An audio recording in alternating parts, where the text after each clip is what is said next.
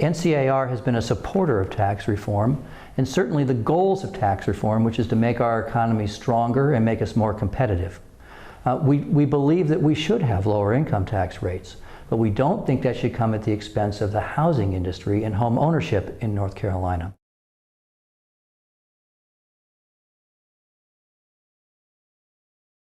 Well, the mortgage interest deduction is the ability for a homeowner to deduct the interest on the mortgage that they've taken out to purchase their home. Similarly, the property tax deduction allows a homeowner to deduct the local property tax they pay on their home each year. The idea of capping these deductions at this stage is a terrible idea. First, it's unfair to homeowners who over the years have purchased their homes with the understanding that they could make these deductions. It's going to reduce their income that they can spend on other elements of the economy.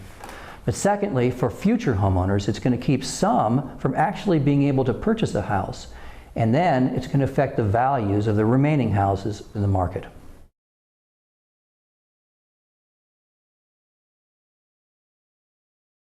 NCAR has long supported the idea of tax reform, and particularly the goals of tax reform, which are to make our economy stronger. But we just disagree on the consequences of these proposals of tax reform. Any economist will tell you that the housing sector is critical to economic growth and to recoveries coming out of recessions. We're just now beginning to see a recovery in our housing market. We don't need to do anything under the guise of tax reform that's going to hurt housing and home ownership and house values in North Carolina.